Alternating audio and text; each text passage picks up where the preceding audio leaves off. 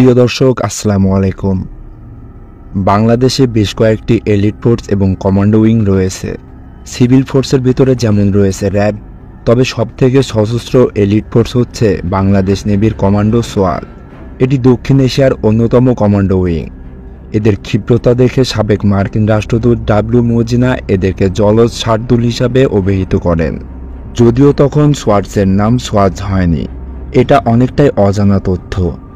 অজানা তথ্য হচ্ছে সোয়ার্ডসকে দক্ষিণ এশিয়ার নেভি সিল হিসাবে অনেকে অভিহিত করতে দ্বিধাবোধ করেন না। কিন্তু প্রশ্ন হচ্ছে কেন? কারণ এই সোয়ার্ডস গঠন হয়েছে একদম ইউএস নেভি সিলের আদলে। আর এই দুই কমান্ডো বাহিনীর ভেতরে সামঞ্জস্য এতটাই যে পার্থক্য করার মতো খুব বেশি অমিল খুঁজে পাওয়া যাবে না। গ্যাজেট, গিয়ার্স, ওয়েপন্সের দিক থেকে দেখতে গেলে আমেরিকা নেভি সিল আর বাংলাদেশের সোয়াজ একই গ্যাজেট, গিয়ার এবং ওয়েপন ব্যবহার করে।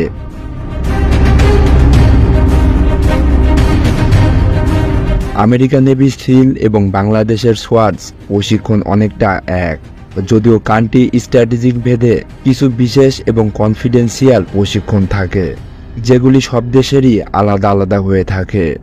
অপারেশন কাউন্ট করতে গেলে বলা চলে এক্ষেত্রে বাংলাদেশের সিল টিম বেশ পিছিয়ে রয়েছে, কারণ দেশের মাটিতে সোয়াজ এখন পর্যন্ত এককভাবে কোনো অভিযান পরিচালনা করেনি। তবে ভূমধ্যসাগর আর দক্ষিণ সুদানে সোয়াদের বেশ নামডাক রয়েছে।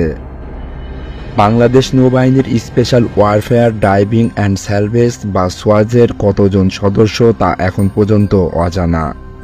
এদের সম্পর্কে সকল তথ্যই শত্রুকে অন্ধকারে রাখতে প্রকাশ পায় না। সোয়ার্ডসের হেডকোয়ার্টার চট্টগ্রামে। ইউএস নেভিতে সিলের ডেডিকেটেড কোনো আন্ডার ওয়াটার ডিমোলিশন টিম নেই। এক কথায় এদের একের ভেতরেই সব। সেখানে বাংলাদেশের নেভাল কমান্ডো দুই ভাগে কাজ করে, যথাক্রমে সিল টিম এবং ইউডিটি। সিল টিমের প্রতিটা সদস্য জলে, স্থলে বা আকাশে অভিযান পরিচালনা করতে পারে, অর্থাৎ এরা প্রত্যেকেই এক একজন ড্রাইভারও বটে। আর ইউডিটি টিমের বিশেষত্ব হচ্ছে এরা পানির নিচে যে কোনো ধরনের ধ্বংসযজ্ঞে পারদর্শী। ইউডিটির প্রশিক্ষণ হয় দক্ষিণ কোরিয়ার ইউডিটির আদলে।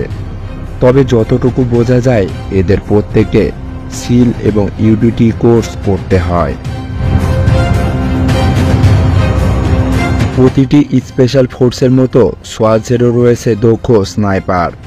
সোয়াজের হেল উইক বা নরক সপ্তাহ, হেল উইকে ট্রেনারদের দ্য ব্রুট বলে অভিহিত করা হয়।